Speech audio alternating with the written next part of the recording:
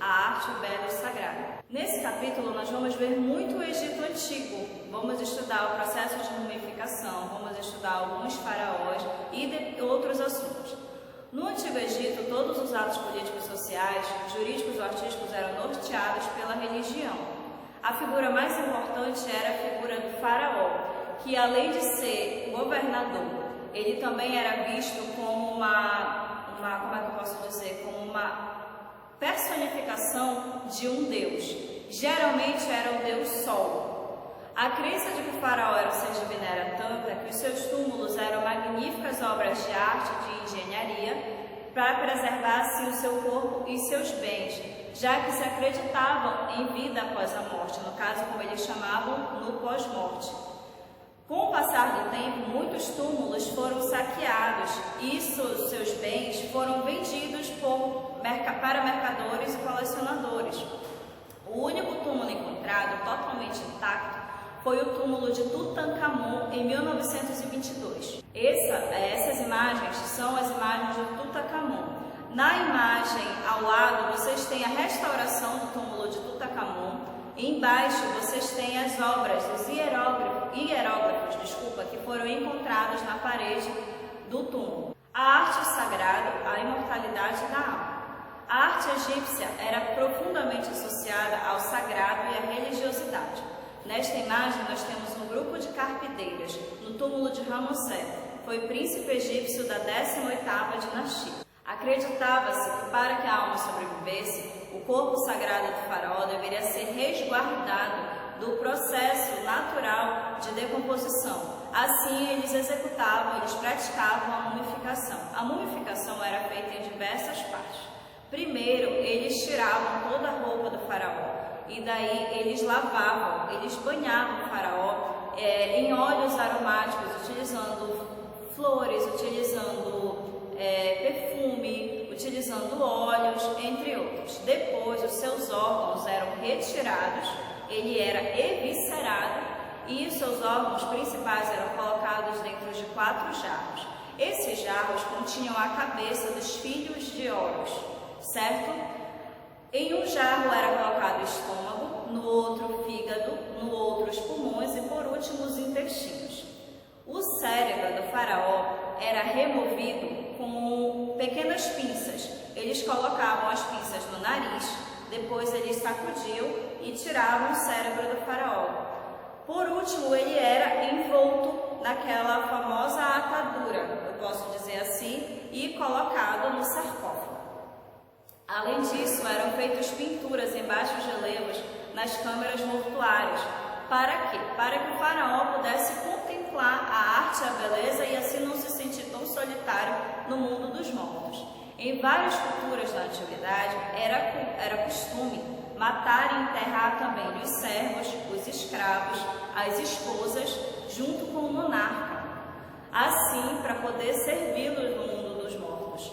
Foi por meio da arte que os egípcios encontraram um meio de parar com essa matança, com essa prática tão violenta, pois no lugar das mortes eram elaboradas pinturas que retratassem os mesmos. Aqui nós temos 2 imagens. Na tumba de Nebamun, nós temos uma imagem em baixo relevo e nós temos a outra imagem que representa os seus servos e seus escravos trabalhando. Todas essas obras eram feitas nas tumbas para eles poderem ter a ideia de que seriam servidos no mundo dos mortos.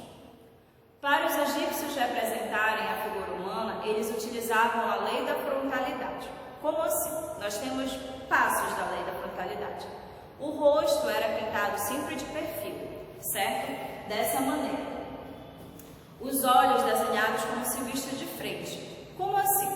Quando você olha uma pessoa de frente, você vê os 2 olhos da pessoa. Só que quando você vira de perfil, você vê só um na lateral. Mas mesmo que fosse pintado na lateral, os olhos eles pintavam como se a pessoa estivesse de frente.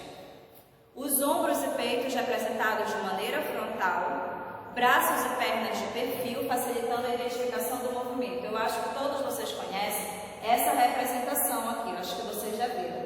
Essa representação, certo? Essa representação sempre de perfil, são clássicas nas pinturas dos hieróglifos egípcios.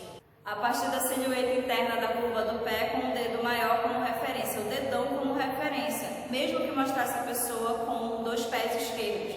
Os homens importantes eram pintados, figurados de tamanho maior que as mulheres e os servos, assim como os deuses. Eles acreditavam que os deuses eram bem maiores do que os mortais, então eles eram representados de tamanho colossal. Nós temos isso em um filme que eu acho que vocês conhecem, o filme Deuses do Egito, se eu não estou enganada. Os deuses são apresentados, Osíris, Seth, Horus, eles são apresentados, a deusa Thor são apresentados bem maiores.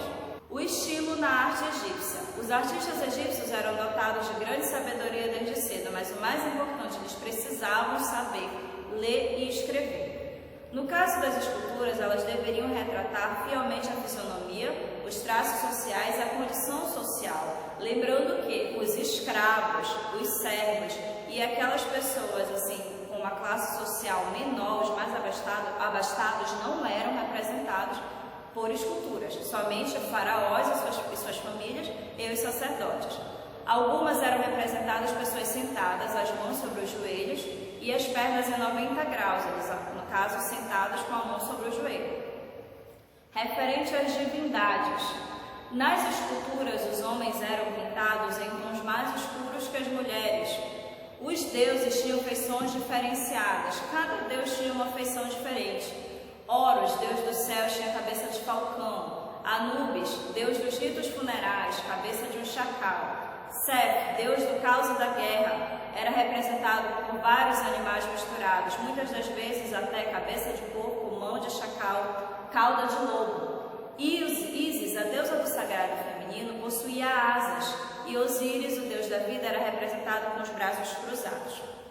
Amenófis IV, faraó da 18ª dinastia do Novo Império, propôs inovações e promoveu o culto monoteísta, lembrando que os egípcios eles eram politeístas, eles acreditavam em vários deuses. Então Amenófis ele veio promover o culto monoteísta, pois para ele haveria somente um deus, o deus Atom, representado pelo disco solar. Ele se intitulou como Akhenaton, que é o espírito atuante de Atom, e junto com a sua esposa Nefertiti foi esculpido de forma mais naturalista. Foi o único faraó que teve hieróglifos representando ações diárias, como ele comendo com a família, ele brincando com seus filhos. Só que a cultura monoteísta no Egito durou pouco tempo, pois seu sucessor, que foi Tutankhamon, aquele que nós vimos lá no início, que teve a sua tumba preservada, foi o único faraó que teve a tumba preservada, reintegrou o politeísmo. Como era a música e a dança no sagrado? A dança estava presente nos funerais, nas cerimônias religiosas e nas festas populares. Algumas retratações mostram as dançarinas fazendo contorcionismo de diferentes formas, como nós podemos ver na imagem. Era comum elas utilizarem 2 tipos de tatuagens, geralmente. No caso, a do deus Bes, que era representado por uma espécie de bobo da corte, ele também era um dos protetores da dança e da música, e a deusa Hathor, uma das mais populares, inclusive na nobreza. Habitualmente, a dança era executada pelas mulheres, em cerimônias religiosas. Geralmente, os homens tocavam flautas, harpas, tambores e sistro, que é uma espécie de chocalho. Essa foi a nossa aula, espero que vocês tenham entendido e eu deixo um abraço muito apertado em todos, eu estou com muita saudade de vocês.